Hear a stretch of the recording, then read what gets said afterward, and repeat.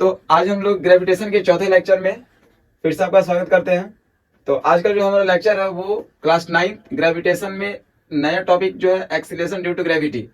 तो acceleration due to gravity हम लोग कहते हैं किसको है, आइए इसको एक एक पॉइंट को हम लोग समझते हैं। सबसे पहले मान लिया जाए कि जब किसी भी बॉडी के बीच में एक्सेलरेशन हो रहा है और वो बॉडी जो है वो मूव करके ऊपर से कहाँ आ रहा है, नीचे की ओर आ रहा है, तो उसी को हम लोग बोलते हैं एक्सेलरेशन ड्यू टू ग्रेविटी। जैसे जब बॉडी कोई सर्टेन हाइट से जब नीचे की ओर आता है, इसी को हम लोग बोलते हैं, क्या बोलते हैं, एक्सेलरेशन ड्यू टू ग्रेविटी। यानी वैसा एक्सेलरेशन जो किसी बॉडी में लगे और वो बॉडी फॉल्स कहाँ हो, अर्थ सरफेस की ओर, कब, जब कुछ हाइट दिया रहेगा तब उसी को बोलते हैं एक्सेलरेशन ड्यू टू ग्रेविटी। जैसे मान लीजिए कि बॉडी आपका एक यहाँ पे है, यहाँ से बॉडी वो नीचे आ रहा है सरफेस की ओर, तो बॉडी के पास कुछ ना कुछ क्या हो गया, हाइट हो गया। बॉडी के पास क्या हो गया, कुछ ना कुछ हाइट हो गया। और बॉडी यहाँ से शुरू किया तो यू का वैल्यू रेस्ट, और बॉडी आया तो कुछ ना कुछ भी का वैल्यू यहाँ तक होगा ना। हाँ, तो कहीं ना कहीं यहाँ से यहाँ तक आने में कुछ ना कुछ टाइम के अंदर भी क्या होगा, कुछ ना कुछ टाइम के अंदर हमारा क्या होगा, लगातार चेंजिंग होगा। तो जहाँ पे वेलोसिटी का चेंजिंग टाइम के रिस्पेक्ट में होता है वहां पे हम लोग एक्सेलरेशन बोलते हैं। और यहाँ पे आपके पास एक निश्चित हाइट हो गया और बॉडी नीचे की ओर आ रहा है, तो जहाँ पे जब कोई भी बॉडी फॉल करके मूव करके ऊपर से नीचे की ओर आता है और जहां पे एक्सीलरेशन होता है यानी वेलोसिटी चेंज होता है, उसी को बोलते हैं acceleration due to gravity. Clear हो गया। यानी एक्सेलरेशन ड्यू टू ग्रेविटी का मतलब ये होता है कि यहाँ पे लगातार वेलोसिटी चेंज कर रहा है, और जब वेलोसिटी चेंज कर रहा है तो क्या हो रहा है, एक्सेलरेशन। और एक्सेलरेशन किसका हो रहा है, बॉडी का। जब ये बॉडी फॉल डाउन हो रहा है कहां से, ऊपर से अर्थ सरफेस की ओर, इसी को हम लोग बोलेंगे, क्या बोलेंगे, एक्सेलरेशन ड्यू टू ग्रेविटी। यानी the acceleration with which a body falls toward the earth surface when dropped from a height is called acceleration due to gravity. इसका दो तीन अलग अलग डिफिनेशन है। एक आपका ये भी है कि वैसा एक्सेलरेशन जो किसी बॉडी पे लगता है और वो बॉडी नीचे की ओर आता है, कहां पे, अर्थ के सेंटर की ओर, किसके कारण, ग्रेविटेशनल पुल के कारण।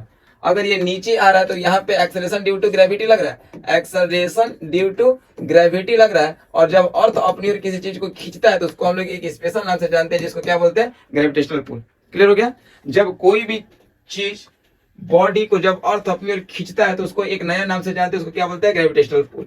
ठीक है। या ऐसे भी कर सकते हैं कि एक्सेलरेशन ड्यू टू ग्रेविटी का मतलब कि वैसा फोर्स ऑफ ग्रेविटेशन जो किस पे लगे, यूनिट मास पे लगे, और वो कहां पे लगे, तो वो आपको लगे अर्थ सरफेस की ओर, इसी को बोलेंगे एक्सेलरेशन ड्यू टू ग्रेविटी। यानी मेरा भाई कहने का मतलब सीधा साधा मतलब यही है कि अगर कोई भी बॉडी यहाँ पे है और वो बॉडी अगर नीचे आ रहा है तो निश्चित है कि बॉडी के अंदर वेलोसिटी में चेंजिंग होगा।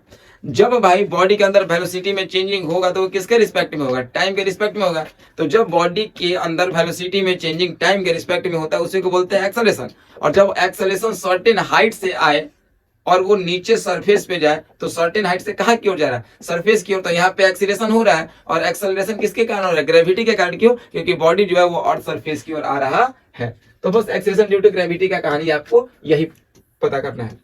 अब हम लोग बात करेंगे कि आखिर ये जो एक्सेलरेशन ड्यू टू ग्रेविटी होता है इसका वैल्यू अर्थ सरफेस पे कितना होता है, हम लोग कितना इसके वैल्यू को एज्यूम करते हैं। तो एक्चुअली में भाई इसका जो वैल्यू होता है वो 9.8 एक्सेलरेशन है, तो यूनिट होगा मीटर पर सेकंड स्क्वायर। तो जब कोई भी बॉडी अगर नीचे की ओर आता है तो चाहे वो बॉडी का मास बड़ा हो छोटा, उससे मतलब नहीं है, जो उसका एक्सेलरेशन है नीचे आने का उसका वैल्यू होता है कितना, 9.8 मीटर पर सेकंड का स्क्वायर। और हम लोग देखेंगे कि वैल्यू आता कहां से है। तो चलिए आइए हम लोग एक एक चीज को प्रूव कर रहे हैं। सबसे पहले हम लोग यहाँ पे देख रहे हैं कि हम लोग के पास ये अर्थ है और ये अर्थ का सेंट्रल पार्ट है। ये अर्थ का क्या है, सेंट्रल पार्ट है। तो यहाँ पे हम लोग इस अर्थ के मास को लेंगे क्या, एम ई, मतलब earth of mass of earth, M E का मतलब मास ऑफ अर्थ। और यहाँ पे कोई भी एक बॉडी है, ध्यान से बाबू देखिएगा तो आपको ये चीजें बहुत अच्छे से आएगा समझ में कि आपके पास यहाँ पे कोई भी एक बॉडी है और ये बॉडी अर्थ से कहाँ पे है, एक सर्टेन हाइट पे है। ठीक है ना। ये बॉडी जो है वो अर्थ से एक सर्टेन हाइट पे है। तो जब ये अर्थ है तो यहाँ पे अर्थ का मास, और जब ये बॉडी है तो ये क्या हो गया, बॉडी का मास। ठीक है ना। यानी यहाँ पे जो मास है वो किसका लेंगे, एम मास के बॉडी का लेंगे। अब बताइए कि यहाँ पे अर्थ का मास और कोई भी एक बॉडी है, ठीक है, जो एक सर्टेन हाइट पे है, तो इसके बीच का डिस्टेंस हम लोग क्या बोलेंगे, आर ई, क्योंकि यहाँ पे हम लोग अर्थ का सेंटर लिए हैं। और अर्थ के सेंटर मतलब अर्थ का कहीं, जैसे ये पूरा अर्थ हो गया तो इसका हम लोग कहीं एक एज्यूम सेंटर की है। ठीक है। तो सेंटर से हम लोग ग्रेविटी का कैलकुलेशन करते हैं। तो अर्थ से, अर्थ के सेंटर से कोई भी अगर ऑब्जेक्ट अगर ऊपर है तो वहां से रेडियस हम लोग जो लेंगे वो वही रेडियस लेंगे जो अर्थ का होगा। यानी सिंपली चीज समझिए क्या हम बोलना चाह रहे हैं। जैसे मान लिया जाए कि आपका अर्थ यहाँ से यहाँ तक में ही है, मान लो अर्थ यहाँ से यहाँ तक में है, तो इसका जो सेंटर होगा वो कहाँ पे होगा, यहाँ पे होगा। और यहाँ से हम लोग अर्थ सरफेस तक का डिस्टेंस ले तो रेडियस क्या लेंगे, वही लेंगे जो रेडियस किसका होता है, अर्थ का होता है।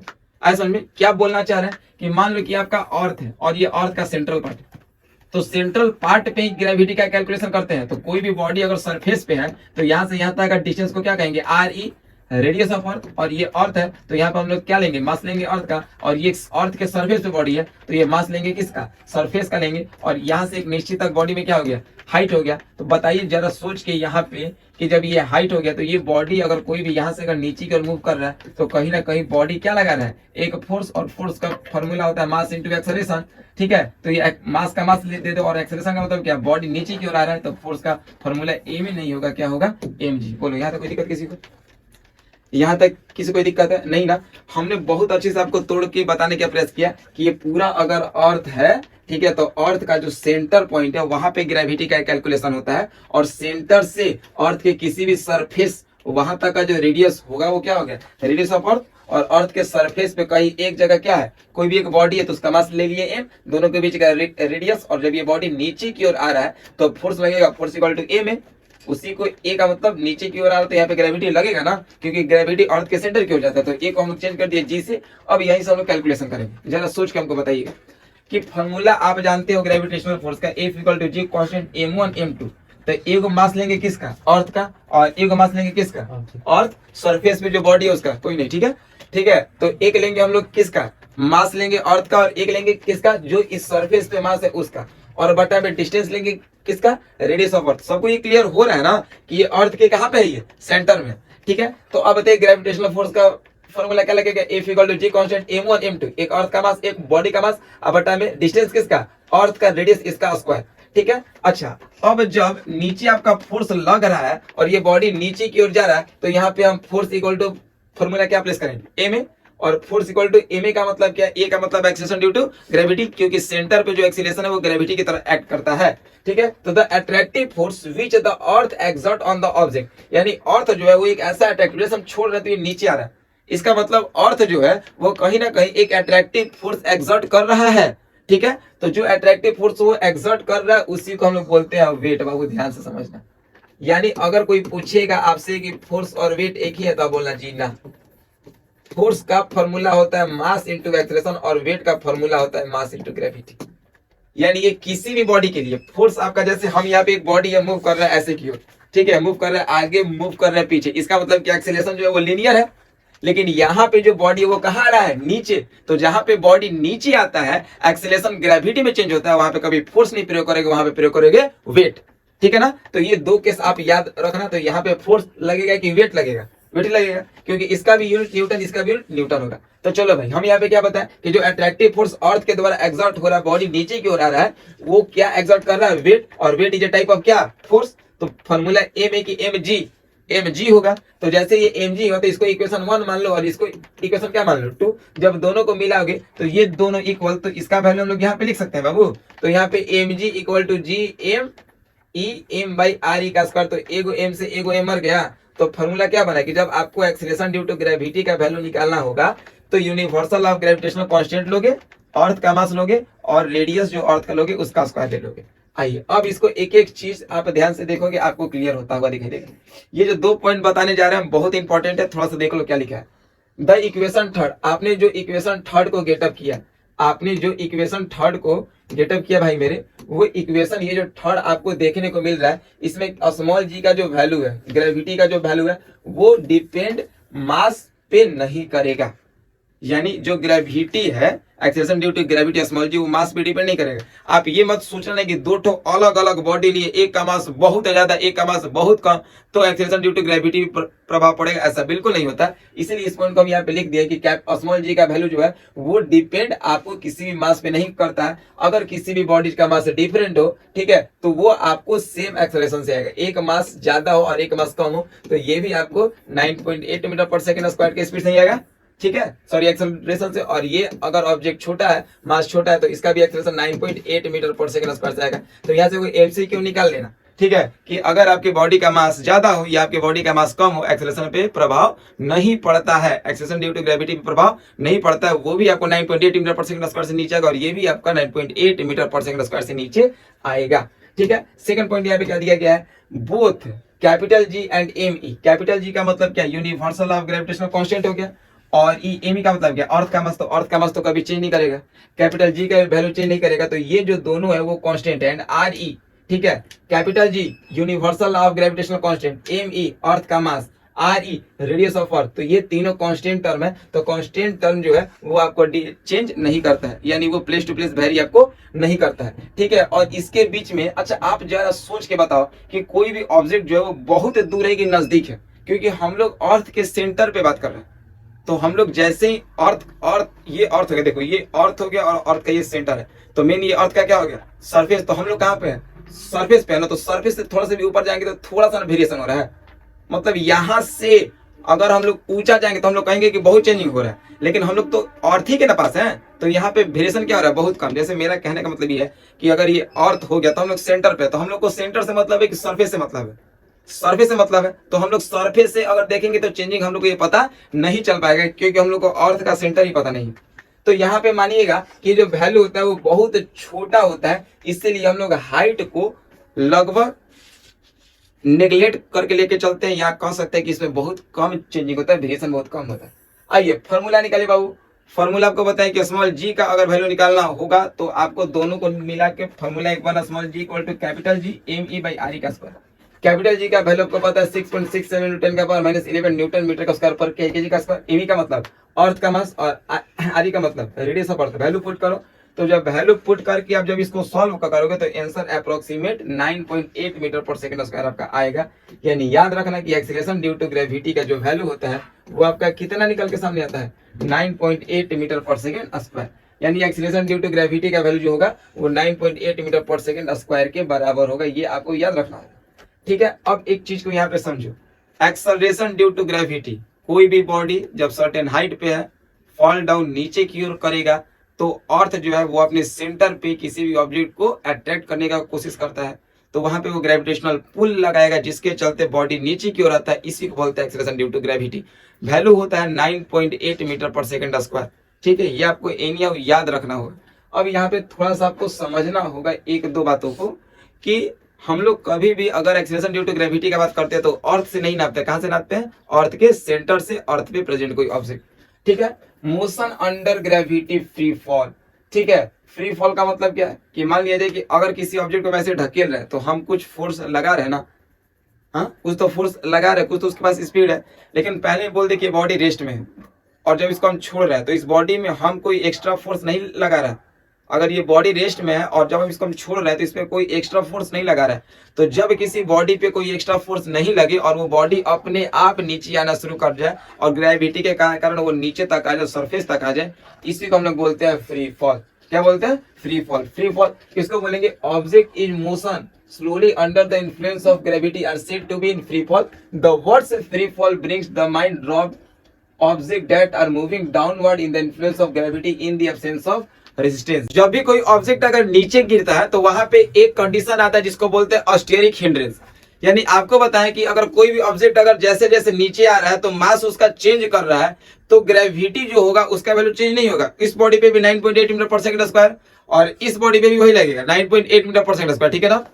दोनों का बस डिपेंडेंट ये रहेगा कि अगर जिसका ऑस्टेरिक हिंड्रेंस कम, मतलब रोकने का क्षमता कम, वो जल्दी आएगा, और इसका स्टेरिक हिंड्रेंस ज्यादा, रोकने का क्षमता ज्यादा, तो वो लेट से आएगा। जैसे सेम मास का कागज और सेम उसी मास का कोई दूसरा ऑब्जेक्ट ले लो, जैसे मास का मतलब क्या है, एरिया का ले लो, ठीक है। तो कहने का मतलब कि जो कागज है वो थोड़ा सा क्या हो जाएगा, हल्का होगा। तो जैसे कागज अगर हल्का होगा तो जैसे वो कागज नीचे आएगा तो ऐसे से कर कहता है, तो उसके पास ऑस्टेरिक हिंड्रेंस ज्यादा है तो वो लेट से आएगा। और जो दूसरा ऑब्जेक्ट लोगे, ठीक है, जैसे लोहा ले लो ना, तो उसका स्टेरिक हिंड्रेंस कम है, एयर गैप कम है, एयर रेजिस्टेंस कम है, तो वो जल्दी से कहां जाएगा, नीचे को जाएगा, ठीक है। तो अब यहाँ पे थोड़ा आप ध्यान से देखिए, यहाँ पे क्या दिया हुआ है, तो मोशन अंडर ग्रेविटी, ये आपको क्लियर बता दिया है ना कि फ्री फॉल का मतलब कि जहां पे एयर रेजिस्टेंस नहीं हो, रोकने का क्षमता हो ही नहीं, तो object that moves under gravity are called free falling body. जो भी ऑब्जेक्ट आपको ग्रेविटी के अंडर आता है उसको हम लोग फ्री फॉलिंग बॉडी बोलते हैं। और फ्री फॉलिंग बॉडी जो होगा वो हमेशा उसका एक्सेलरेशन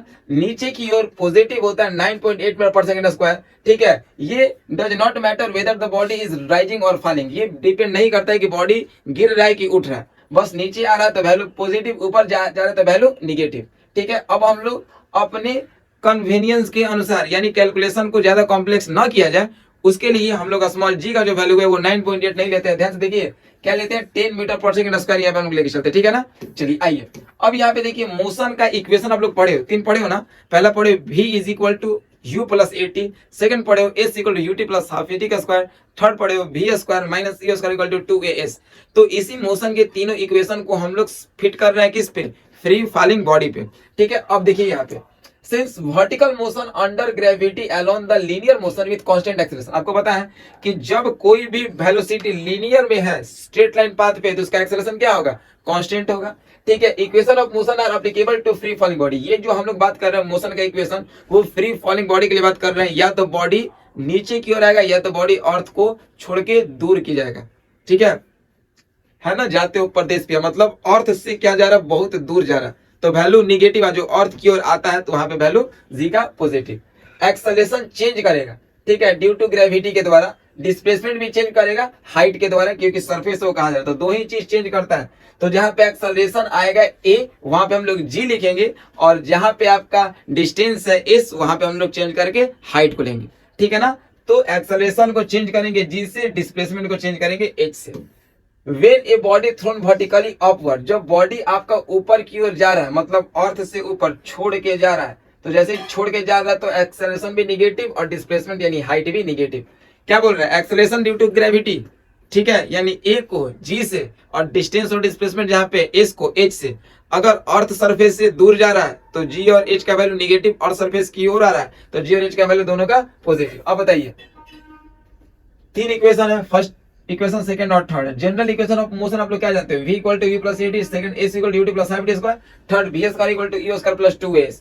गलत दिया हुआ है, चलिए हम लोग इसको करेक्ट करते हैं। यहाँ पे आप याद रखना है कि जब कभी भी हम लोग फ्री फॉल में नीचे की ओर आते हैं तो ग्रेविटी क्या आपका हो रहा है, बढ़ रहा है, पॉजिटिव हो रहा है, तो यहाँ पे वैल्यू क्या ले लेना, पॉजिटिव। और जब ऊपर जाते हैं तो जी और एच का वैल्यू क्या ले लेना, निगेटिव, बस ये रखना, ठीक है।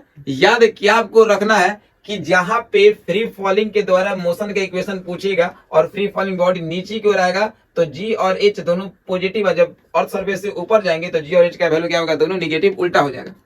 अच्छा अब यहाँ पे फ्री फॉलिंग का मतलब क्या है, यू का वैल्यू रेस्ट में, तो बॉडी क्या हो गया रेस्ट में, तो जहां जहां है यू क्या ले लो 0, तो ये आपका क्या हो जाएगा v is equal to G T, ये क्या हो जाएगा h equal to half G T का स्क्वायर, और ये क्या हो जाएगा v square equal to 2gh। ये भी आपका सही है नहीं, क्योंकि फ्री फॉलिंग का मतलब बॉडी एक जगह से हम लोग छोड़ रहे हैं, तो जब एक जगह से छोड़ रहे हैं तो सबसे पहले बॉडी किस पोजीशन में है, रेस्ट में है, और जब रेस्ट से जब हम बॉडी को छोड़ेंगे तो यू का तो वैल्यू क्या हो जाएगा, 0 हो जाएगा। तो ये भी केस आप याद रख सकते हो, ये भी सही है और ये भी सही है, ठीक है।